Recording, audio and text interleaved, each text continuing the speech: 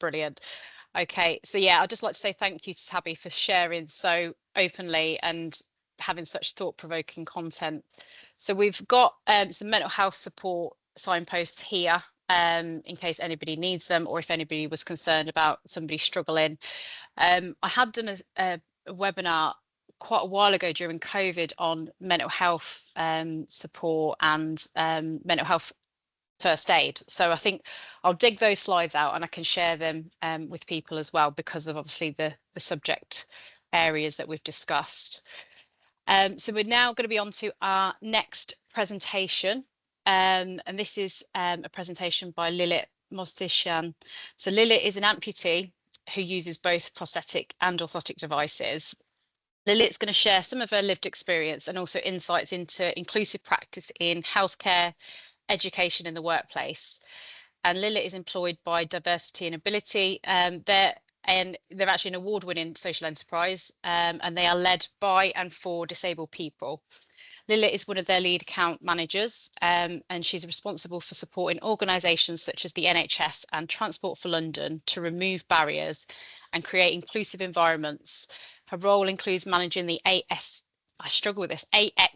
passport, which is a digital tool available to individuals and organisations to embed inclusive environments. So let me just stop sharing now and I will hand over to Lilith. Okay. Thank you so much, Gemma, and thank you for inviting me today to speak to you all. A massive, massive thank you to Tabby for that really wonderful session just now. I will probably be riffing off of lots and lots of things that you've said, so hopefully I won't get too lost in my slides. I might jump around a little bit. If anyone is keen to learn more that I've skipped over today, absolutely feel free to get in touch with us and we'll come and do a much wider session for you, but hopefully you can all see my screen just now. Yes, okay, great, fantastic. I will skip over most of my introduction as Gemma has just wonderfully done that for me just now. In the meantime, you can see my beautiful Orion before I got the nice new cover for it that's come out with the latest model. But yes, I will hopefully potentially try and weave in some prosthetics and orthotics related examples. I'm not sure if I will totally, but feel free to chuck your questions at me at any point during the session or afterwards. So yes, we are Diversity and Ability, or a social enterprise led by and for disabled people. Essentially what we do is try and support organisations to create a more inclusive environment, which is exactly what neurodiverse folks and disabled folks and all folks need in the world. Our aim is to create a more welcoming, inclusive and progressive world in which everyone can thrive. And we do that through technology, training and consultancy.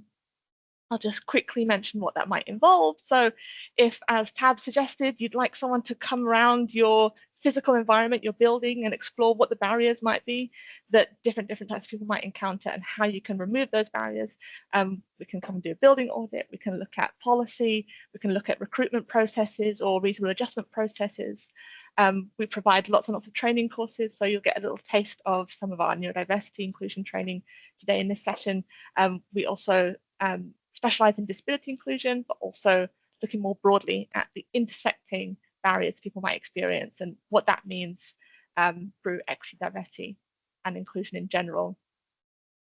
Or more specifically at how to create inclusive communications or how to utilize all of the different assistive technology tools that we have at our fingertips to make life more inclusive for everyone, whether or not you identify as disabled or neurodiverse, or whether you even know whether that might apply to you or not. That's a really important point that we touched on earlier, especially around having access to diagnosis or even just the social acceptance that maybe I am different and maybe this isn't necessarily a bad thing. Perhaps it's even something to be celebrated. That would be one of my key messages today. We also started out about 12 years ago or 13 years ago, providing one-to-one support for individuals through the Disabled Students Allowance at universities or Access to Work in the workplace. So if you are going through either of those processes, you're very welcome to reach out to us and ask for us to provide that one-to-one support. Or if you're not working within those government funding streams, which I'll touch on in a moment as well, we do provide those separately too. And the final piece, the AXS or Access Passport, is our latest piece of technology, which I will also talk about very soon, which I hope will be very helpful to lots of you today, as well as your colleagues, your patients, family, you name it.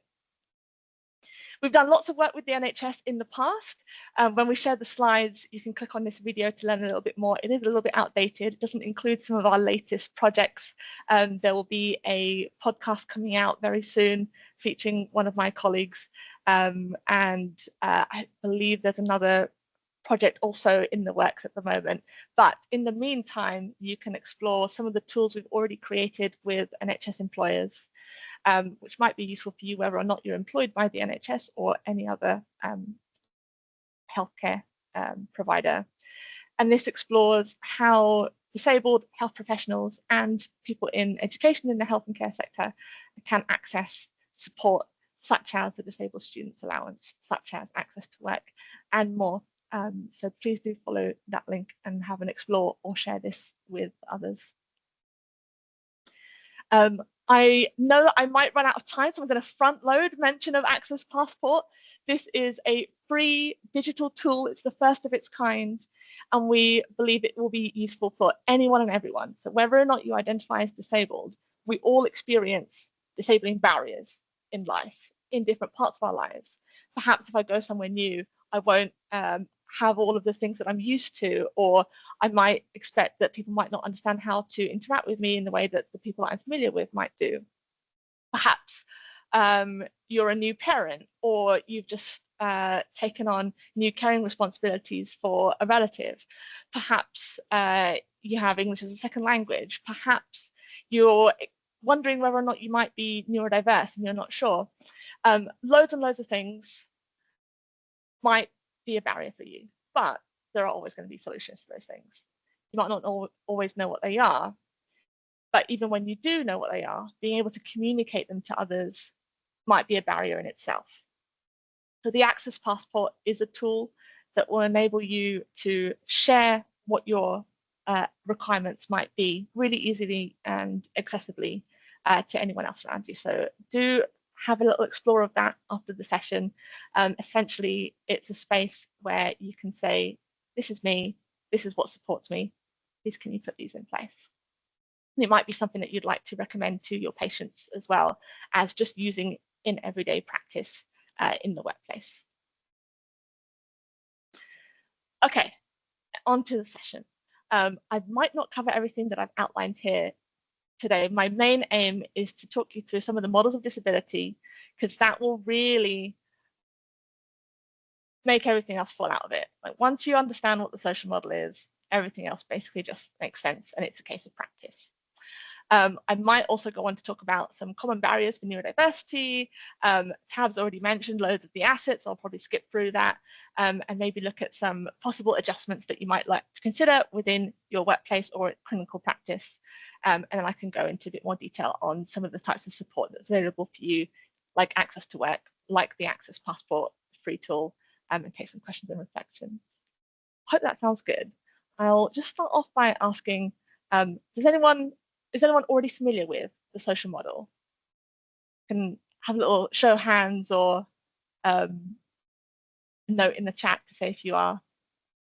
A couple here and there. Okay, wonderful. Models of disability are the way in which we try to understand what do we mean by disability when we say it. It kind of harks back to the question that we had earlier in terms of, is neurodiversity a disability? Is the fact that I'm an amputee a disability? I'll come back to that when we get to the social model. But there are other models that we often employ either in a particular environment, in the clinic, or out and about in daily life. The medical model says that disability is a problem located in the person. Someone is unable to participate due to a difference within themselves. It's often associated with quite negative terms like issue, disorder, problem, syndrome, something that needs to be fixed or cured. And it's often hand in hand with having a medical professional or some other type of professional whose job it is to say how to fix this problem. So it might be my prosthetist is here to help fix the problem of the fact that I've got one leg. And so they will provide treatments to help me to walk. There's nothing necessarily wrong with this, but sometimes we take the medical model too closely. Sometimes this leads to people losing their agency and all of the responsibility being on the professional to say, this is what your problem is, this is what the solution has to be. And again, it might not be a medical professional, it might be an occupational health professional, it might be someone who's a superior to you in your job telling you, you're not doing this right, you need to fix this, this is your problem. In the sphere of neurodiversity, this is something that many people experience when they're told, you're just lazy, or why are you being so stupid, or why can't you do that? All of the things that Tab mentioned before. The problem is being located in the individual. Here's a little visual example. The go-to example for any of these sort of concepts is a wheelchair user can't make it up the stairs, right? So the problem is the wheelchair user in the medical model of disability. You can't do it. You need to fix yourself. You need to work harder, get stronger, get up and walk, whatever it is. In the case of other things, it might be you need to take your medication more reliably. You need to actually follow a fit and healthy lifestyle. So you can start to see there might be problems for this. Not everything can be solved so easily. And especially if your agency is taken away from you, it might not. This is something we've seen in the past with prosthetics, where often upper limb amputees were forced to wear prosthetics because it made them seem more normal, even though, especially in the past, but still today, many upper limb prostheses actually remove your functionality and reduce your functionality and might not actually be the best way forward. So it's important then to make sure that we listen to the individual. Is this comfortable for you? What do you prefer? What's important for you? What are your goals? All of those things that I'm sure you're really familiar with in your roles. The charity model is another kind of model of disability that, like the medical model, can seem useful at first, but in many situations becomes harmful. The charity model views individuals who are disabled as victims, or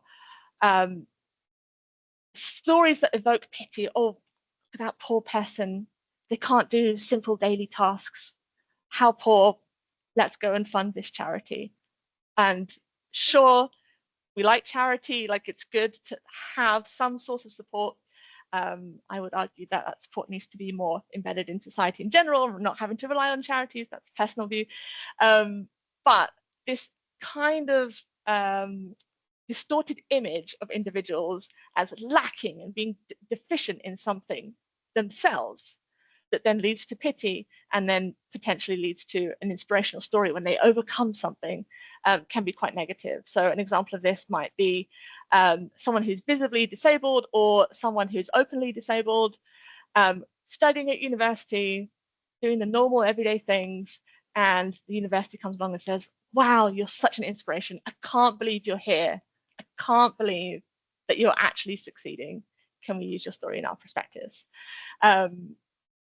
This also ties in with lots of things that many people experience where they're put on a pedestal. For example, autistic individuals with a special interest that might be viewed as geniuses, or you know, that this is their like special skill. They can't do this other basic thing, but they're absolutely amazing at this other thing. And it's like, okay, we can celebrate the skills that people have, but we don't need to view this as that's the only thing they're good at, or wow, poor you, you must have such a poor life that you can't do these other everyday things that we take for granted. Instead, we might want to value people as their full selves, as individuals, and support people where there might be other barriers. And this is where the social model comes in. The social model says that disability is not inherent to the individual. It's not something within that person. Me sitting here today, yes, I'm an amputee, but I'm not disabled. I'm not prevented from interacting with you all here today. Right now, I am not disabled.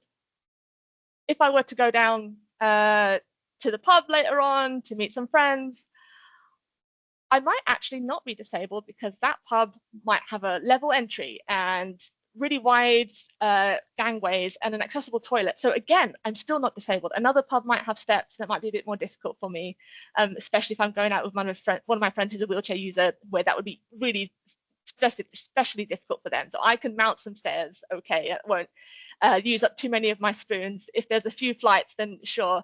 But all in all, I'm still not disabled. But maybe I am disabled by the fact that I have a higher threshold for COVID safety. So I don't want to go out somewhere where I know that people aren't taking as many precautions as me. So that disables me. I've made a decision in the world that we live in that I'm not going to go to indoor public spaces as far as I can avoid it. All of these different elements, the social model says these disabling barriers are located in the environment, in our social structures that we've built, in the interaction between the individual who might have a difference and the environment which is built around a norm, a typical. And that's the source of what is the disability. What does this mean then? The social model really motivates us to say that it's our responsibility, it's our duty as people in society to remove barriers wherever we can. Removing these barriers is what gives people equal opportunities. It's not about saying, oh, that poor person over there can't do XYZ basic thing. We give them an equal opportunity by letting them not do that thing, which, okay, sometimes we don't want to force people to do everything that everyone else does, but where someone does want to participate in society, we need to figure out how to remove those barriers and make them enabled to participate.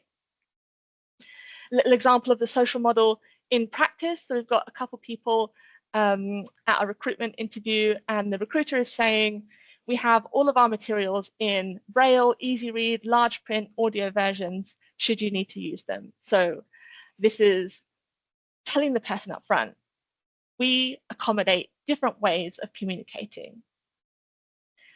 This also links into a point that was raised earlier around, do we need to wait for someone to have a diagnosis? Do we need to wait for someone to say, excuse me, I'm different, I can't read your materials, please can you provide it in large print? Or excuse me, I'm different, I don't have access to assistive technology, screen readers, so please can you provide an audio version so that I can actually read these materials?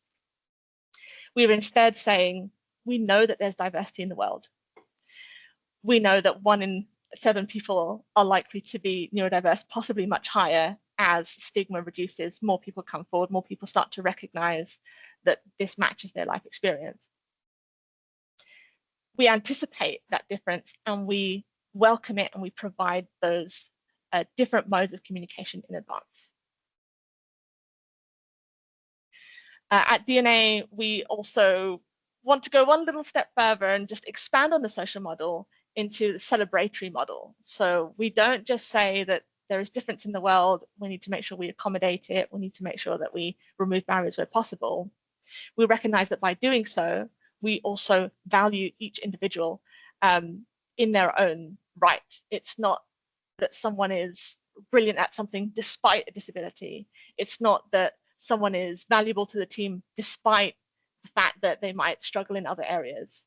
We value each person for themselves, and that's what we hope that you'll all go away and do in your own workplaces and clinical practices. It's part of this shift of mindset, like I mentioned in the chat earlier. It's not about blaming the individual, oh, what a stupid person, they did that, or oh, I can't believe they can't do this thing, or why is my colleague so incompetent? You know, we all have those thoughts from time to time, but you stop yourself and you think, hang on, what might be the barrier here? What might actually be their unique skills or their particular strengths? How can we lean into that more and move away from the areas that might be that they might be less adept at? So having this anticipatory, proactive approach, where we recognize there is diversity in the world around us, we want to put things in place ahead of time, create universal design principles, make our space welcoming for all different types of patients, make sure that our education practices accommodate for different learning styles and different socioeconomic backgrounds where people might not have had access to the things that we take for granted in the workplace, for example, where you might not know what the etiquette is. Let's make those things really easy and explicit for everyone. That's how we enable everyone to thrive. I'll pause for a moment and see if there are any questions on the social model.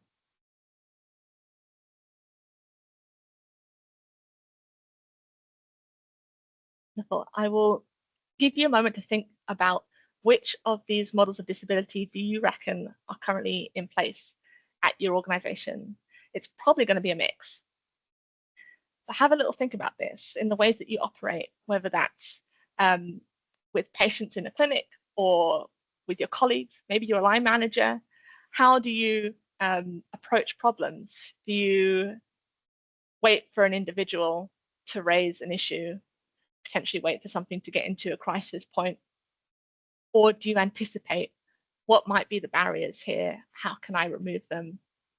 How can I reframe my understanding of what's happening here? Like reframe what the problem might be to move away from being located inside the person to being a factor of how someone fits inside a society, and where a society has been built up for the norm, and we want to change that. We want to make a cultural shift where we think about the full spectrum of human diversity and not just the norm that has historically marginalized others. Can I just check how much time I might have left? This is the bit where I'm going to jump around and skip things potentially.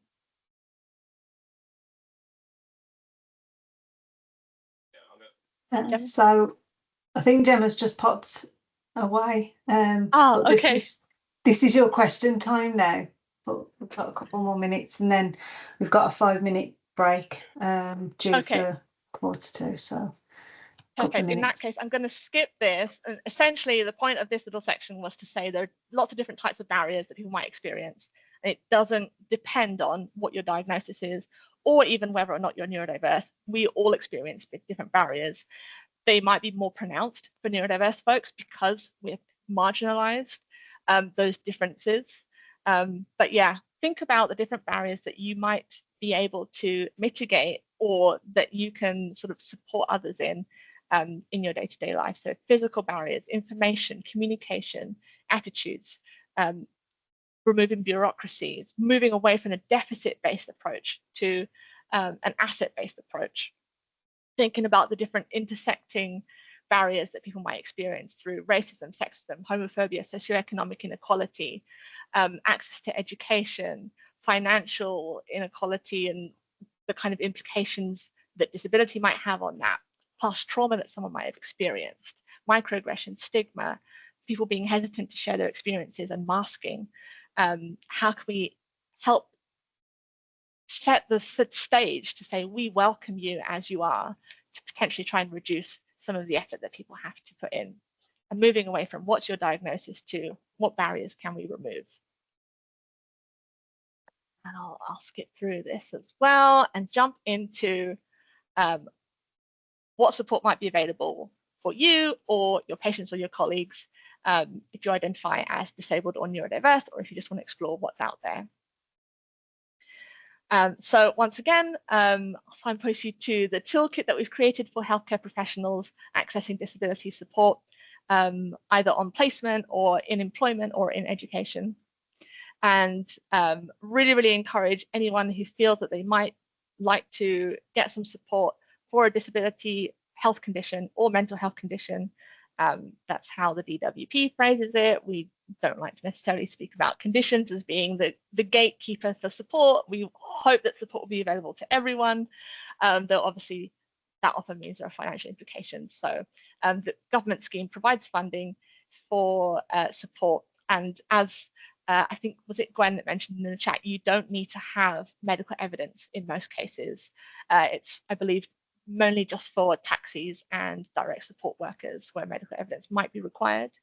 And really importantly, mental health support is provided as well. You don't need to have evidence of a mental health diagnosis. Some of the mental health support comes through really, really quickly as well, actually. If you'd like to explore what that looks like, we have a friendly guide on our website that tries to demystify some of that. And in the meantime, while you're waiting for access to work to come through, or even if you don't identify as disabled, we really encourage everyone to create your own access passport and use this as a way of not just sharing your own access requirements, but also setting the expectation that it's okay to share, that it's part of normal everyday practice, and normalizing talking about access requirements. Quite often, a lot of us who are disabled are not sure when to raise it as a question. Like, it might feel a little bit of a burden itself to ask, oh, please, can I do things differently, sir? Instead, if we set this as normal everyday practice, like when I've onboarded new colleagues onto my team, I've shared my passport with them and I've encouraged the whole team to share their passport. We've told new recruits, you can use this as a way to communicate your needs to us. It helps give people the language that they might need. And I would say actually that as someone who has received prosthetic and orthotic care, having language is one of the best ways of, like, for me, removing the barriers. I feel incredibly lucky to have had a number of prosthetists that have understood straight away what I mean, even though I might not have used the language that they're used to, because they take that time to explain things. They take that time to establish a common language that we can both use and communicate with each other, because essentially all problems in general will be solved through communication. So that, for me, I would say is one of the greatest things you can do. Like, you don't have to know whether or not someone is autistic or ADHD, or if they have worries at home that are really like making it hard for them to concentrate on something, whatever it might be. If you take the time to reach them on their level and establish that rapport and common understanding, that really helps a lot of people. So yeah, hopefully Access Passport will support some of you with that. There are additional features open to organizations that book a paid license. If you'd like to explore that, feel free to get in touch with us, or if you'd like to explore any other way of supporting your organization to become more inclusive, please do feel free to drop me a line. And yeah, I will leave you with my Access Passport as a little example on the screen while we take some questions, if I still have time for that, if I haven't used that all up. Yeah, no, that's great. If you, got time for a couple of questions, Lilith. Thank you. Sure. One more shot, just with... Oh, no, that's like a ring, you know, when you need to do like a... I suppose you could use... So if anyone's got any questions, do you want to put them in the chat or raise your hand?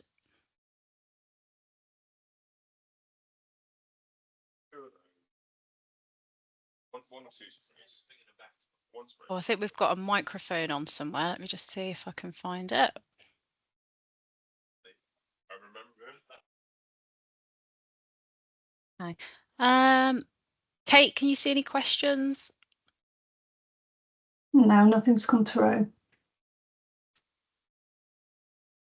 In that case, I will essentially summarize the main point of this little session. If there's nothing else you take away from this, the social model tells us that disability is barriers in the environment.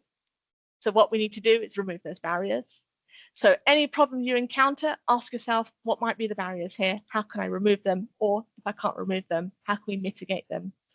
And the way that we do that is by communicating with each other and being open and inviting and welcoming and showing that we welcome difference in advance, not waiting for a problem to arise, but creating lots and lots of different ways of doing things, ways of being, ways of communicating, ways of working, ways of doing your clinical practice, and being responsive to individual needs, as well as having those anticipatory approaches up front.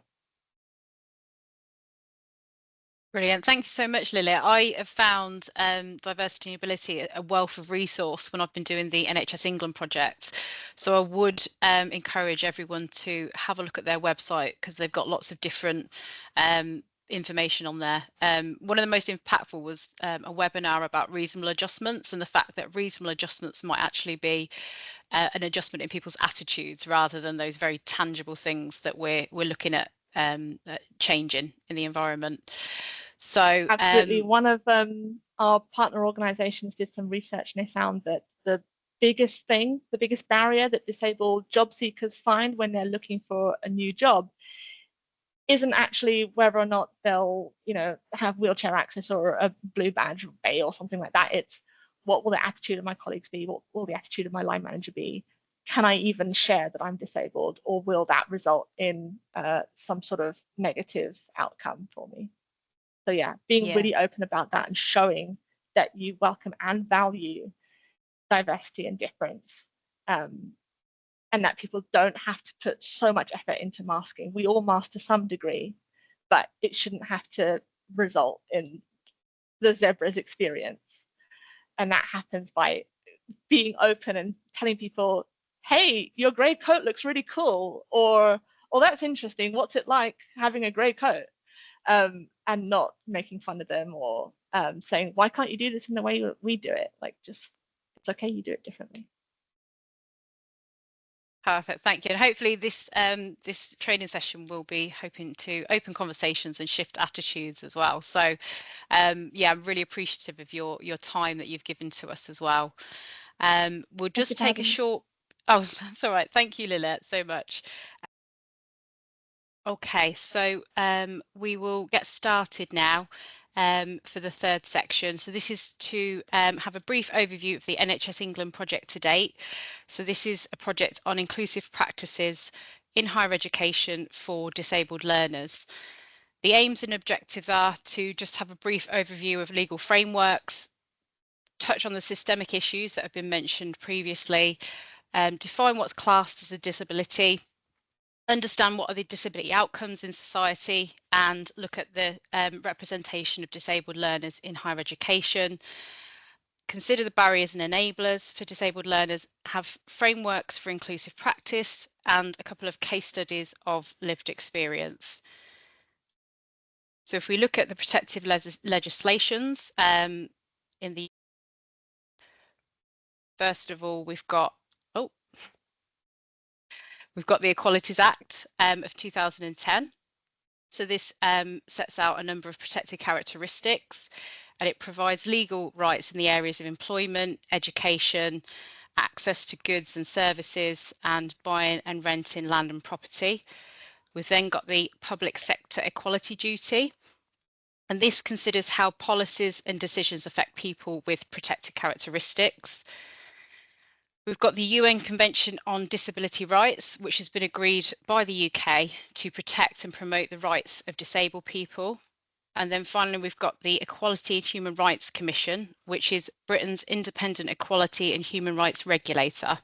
And their role is to enforce the Equalities Act of 2010.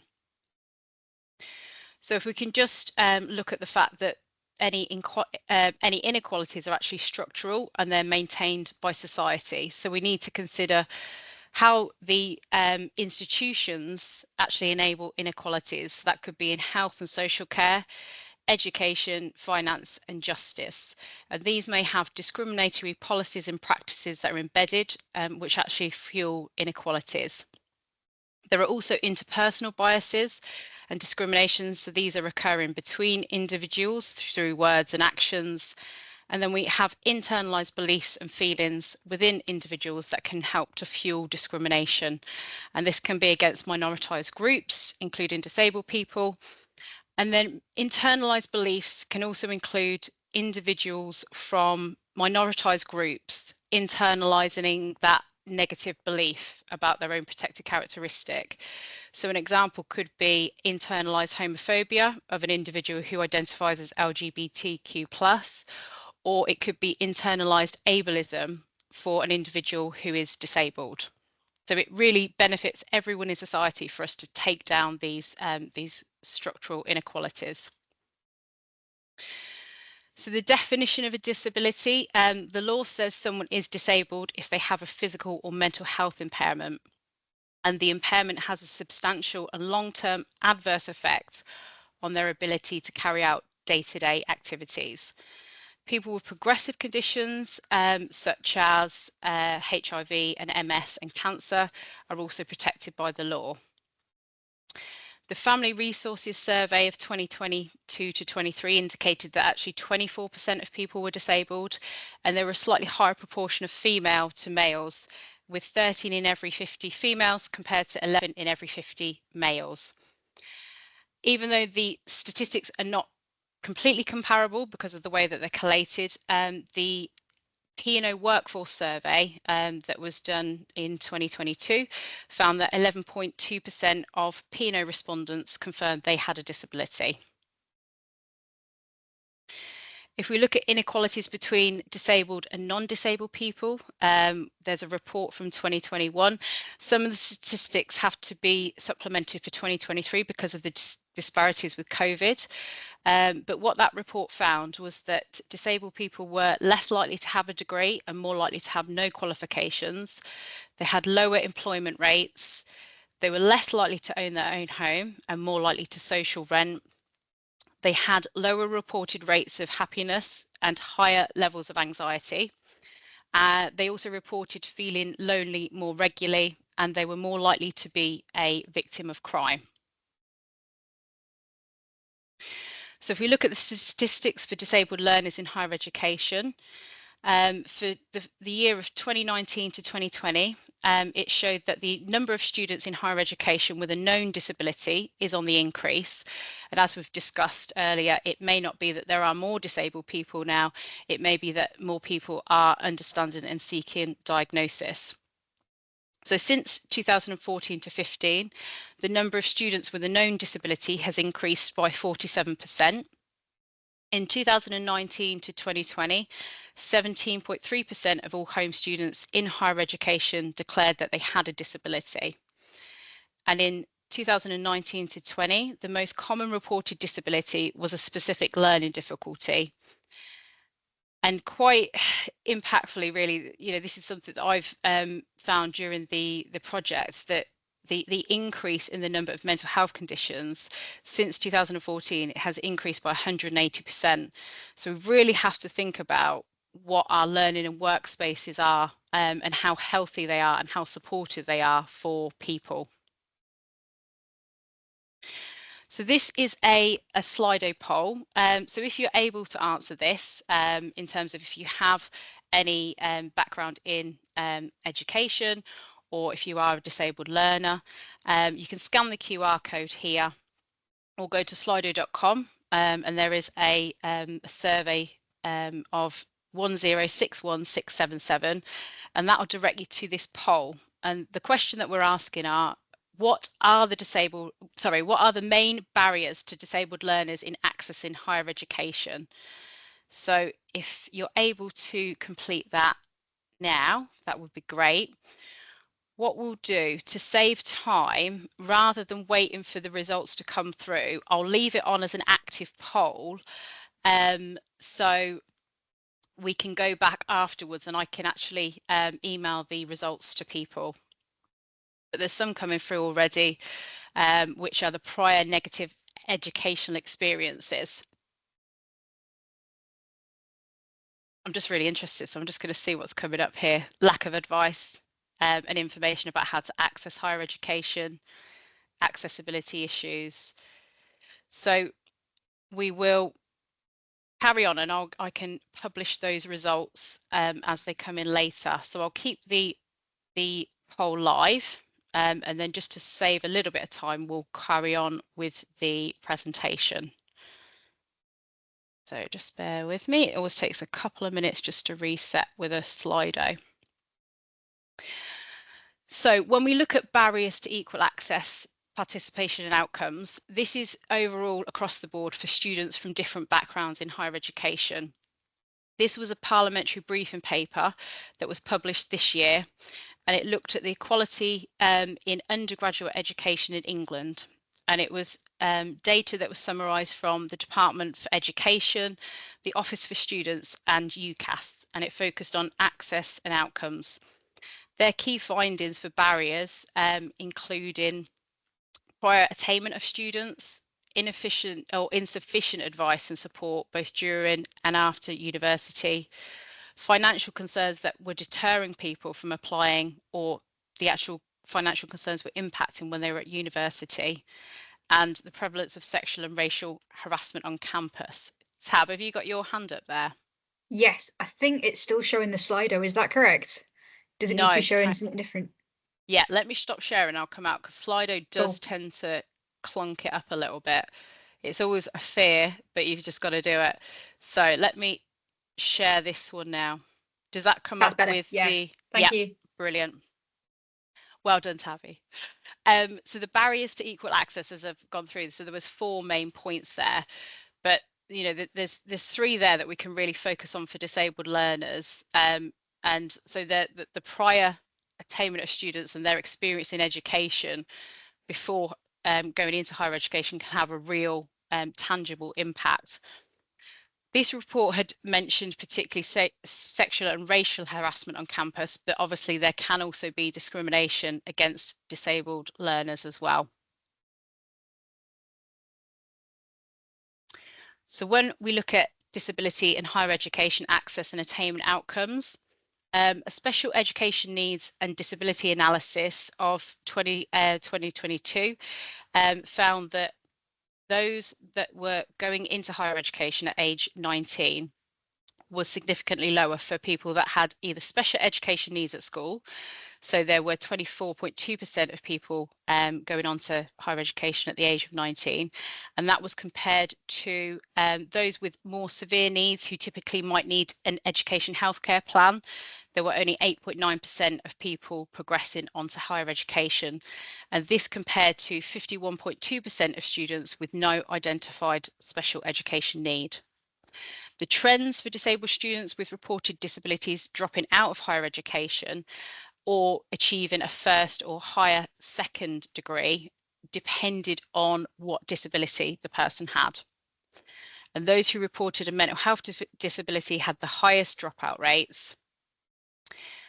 Disabled students at the end of a course were less likely to be in highly skilled employment or in higher study after completing their first degree. And students who reported a social and communication disability, such as autism, had particularly low rates on this measure.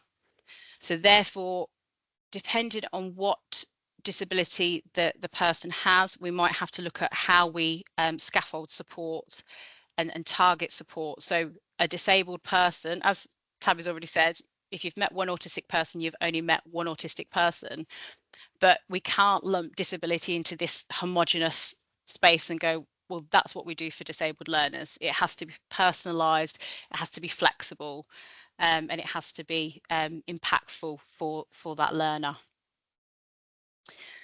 So the Office for Students have 4 primary regulatory objectives. They require that higher education institutes support students to access, succeed in and progress from higher education. They require them to receive a high quality educational experience and to ensure that their interests are protected. And they want them to ensure that they can progress into employment or further study, and their qualifications hold their value over time, and also receive value for money for their investment. So in higher education, when we're looking at equality improvements, specifically for underrepresented and disadvantaged learners in higher education, there are 3 phases. So historically, attempts by universities have been to improve equality for disabled and disadvantaged learners in higher education through focusing on the access and admission plans. So that's usually through access and participation plans. but emphasis has more recently shifted towards improving a student's participation and attainment. So that's known as the second phase, and that's what we're going to focus on in brief now. So if we look at the model for supporting disabled learners in higher education, there's quite a specific way that should be structured. So the inclusive learning environment is the foundation of inclusive practice. And some higher education institutes will have embedded the inclusive practice more deeply than others. But there are some fairly simple changes that can have some quite tangible impacts. So examples of that would be housing teacher materials on the virtual learning environment so all students can have access to them before or after the formal teaching, ensuring that reading lists are focused and up to date, and also highlighting whether some or all of the reading lists must be read, allowing the facilitation of recording of teaching and the plain use of English and clear presentations in lectures. Going further than that, we could pre-select diverse learning groups and diversify the range of learning opportunities, approaches and assessment methods.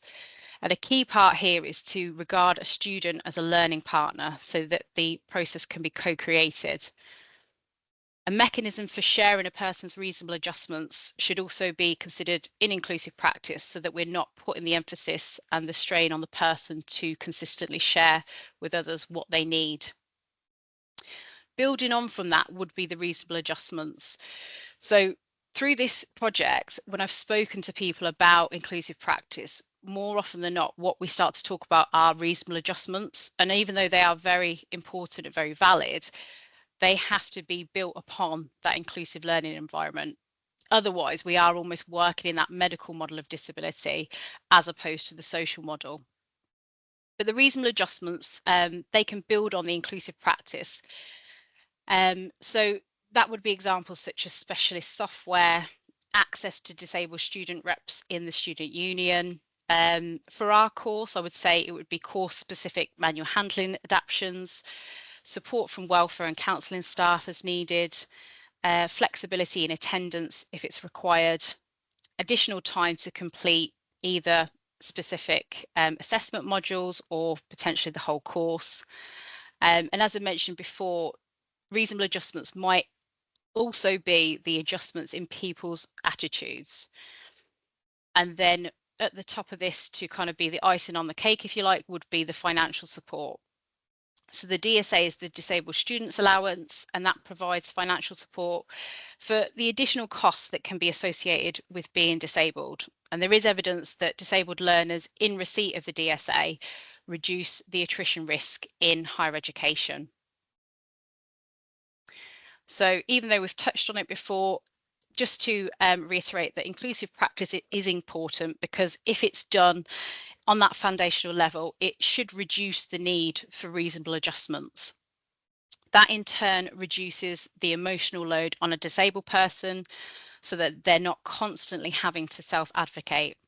And it also helps other people who are not disabled. So if you can view your lectures before or ahead of time and review the recorded material, if there was an area that you didn't quite connect with, whether you're disabled or not, that's going to help with your learning.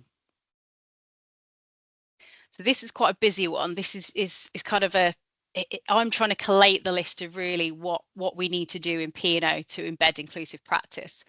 But it might be beneficial for us to break this down into 5 sections, so we can look at inclusive practice in general, in interpersonal adjustments, the technological adjustments, assessment adjustments, and this is assessment means in terms of for students, in terms of their assessments throughout the course, and then placement specific adjustments. So for our course, because it is quite physical in certain ways, it could be things such as manual handling adaptations. So that could be for physical patient assessments and workshop manufacturing. But it's important to ensure that these adaptations are discussed and considered ahead of time rather than, in front of peers. And those adaptations then need to be communicated, obviously, to the placement setting. Having access to mentoring and study skills support specific to our so our P&O remit, but that could be soft skills in terms of communications and interactions with patients can be particularly beneficial if somebody has a certain condition where they may struggle with that.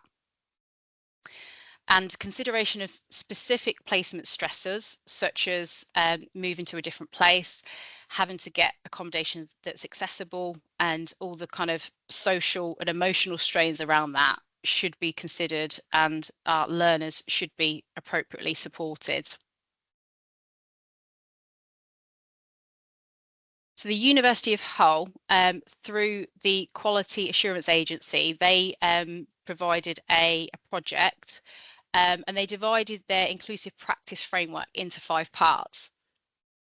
So that was divided into structure and processes, curriculum and design, assessment and feedback, community and belonging, and pathways to success.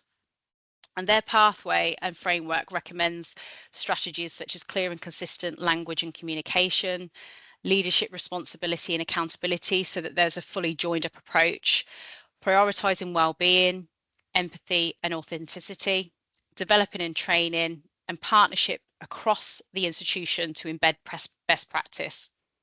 And in any model that you read about in terms of inclusive practice, they all state quite clearly that it has to be evidenced, it has to be reflective, and it has to be evaluated. So it's a continuous feedback loop. So it's not a case of one and done. It's a continuous process of reflection and improvement.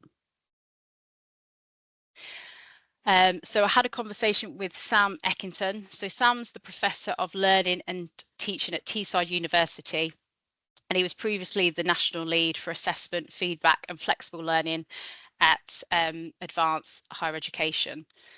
And Sam spearheaded a QAA project on inclusive assessments, and that was commissioned after changes to assessment processes that were necessary to function during COVID found there was a significantly improved assessment outcome for certain underrepresented groups in higher education.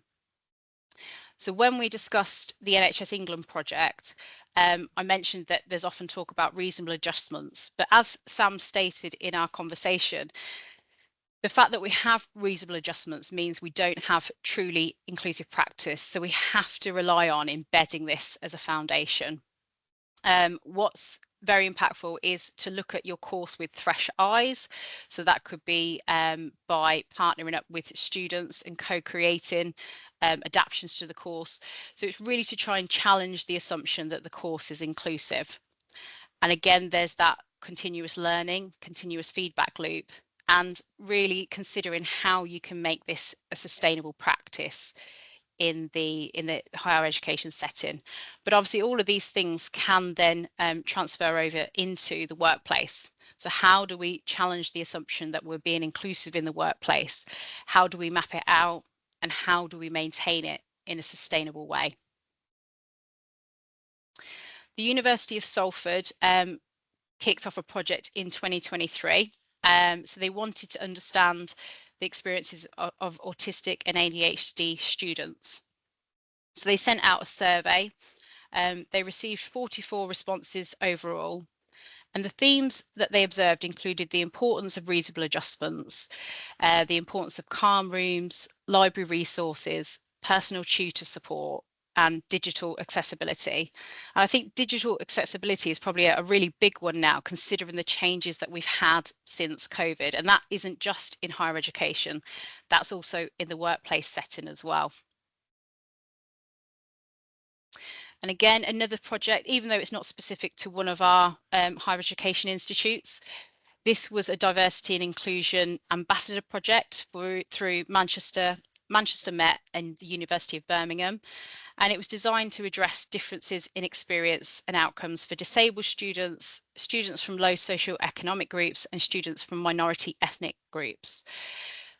When they reviewed this in 2022, their key findings were that the importance of academic staff engagement, the effectiveness of one-to-one support, and the benefits of technology were really key in ensuring that this project was successful. What I will do is I'll share these slides so that everyone's got them to reflect on. But what we need to look at is also beyond graduation. So that third phase for our graduates. So raising ambitions, improving skills, but that could be in communication, it could be in networking, cross-disciplinary thinking, and engaging with employers so we can contextualize academic achievements as well. So that's, you know, for us all to do in the P&O community. And that will also include our, you know, preceptorship support as well. Just to hammer home, as Tabby has said, we are quite a diverse workforce already. So we have a higher than average number of disabled workers compared to the AHP workforce. And we are very diverse in terms of our nationalities and our languages as well.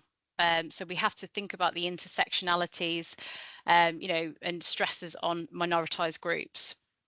I did also have a brief case study on a dyslexic technician's journey. So this was kindly shared anonymously.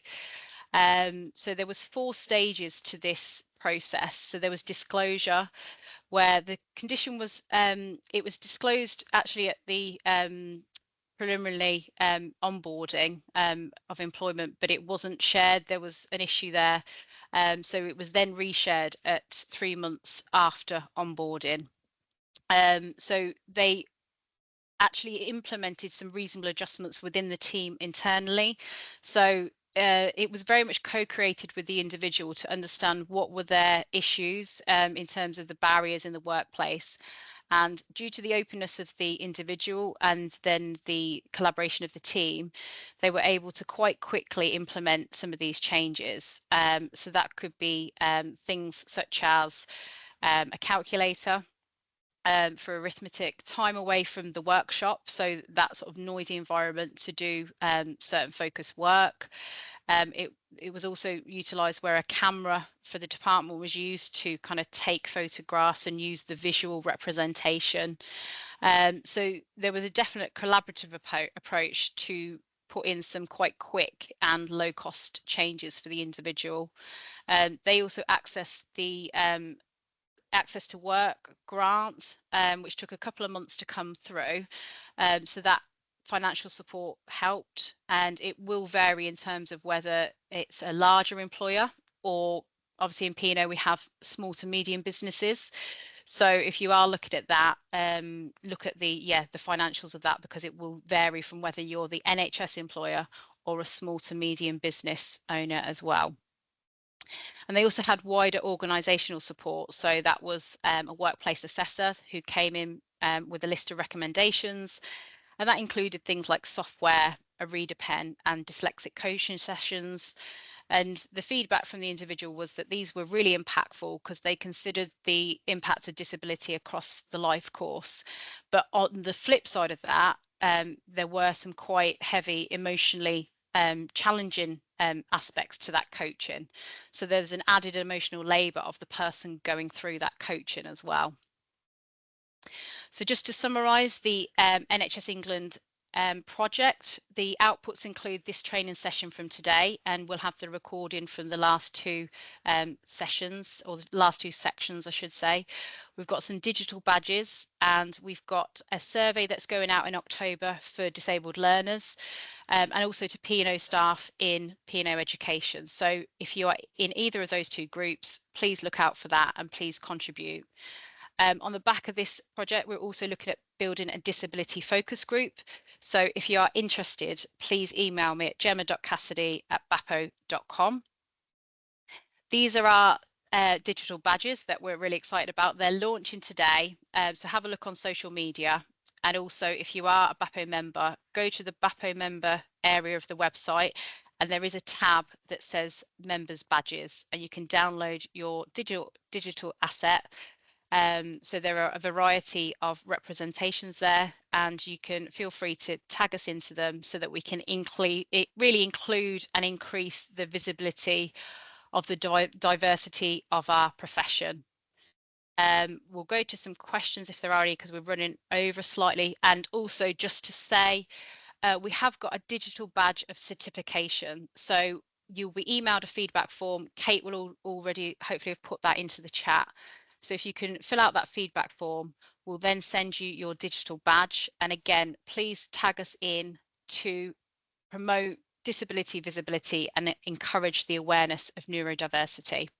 So thank you everyone for attending today, and thank you so much to all of our speakers, because I think it's just been so informative, and I hope everyone can take something from this training session today. So I'll just hang on and see if there's any further questions, or if anyone had any concerns regarding any of the subject matters that we spoke about today.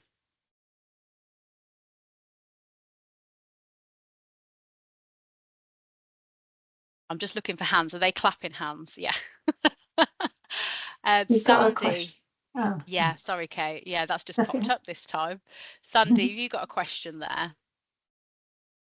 No, sorry, I pressed the wrong thing. I do apologise. But thank you very much. It's been very, very interesting. Thank you. Sorry. Oh, that's fine. I logged myself out earlier, Sandy, so I feel your pain. I'll just check the chat, and yeah, if anyone has got anything, just give us a shout, or obviously you can email me at gemma.cassidy@bapo.com. Okay, thanks so much, guys. I'm going to hang on right till the bitter end just to make sure there's if there's anything anyone wants to discuss, but please, yeah, direct people to the presentations as well. We'll announce where they'll be sitting, and obviously if you wanted a copy of the slides, please let us know.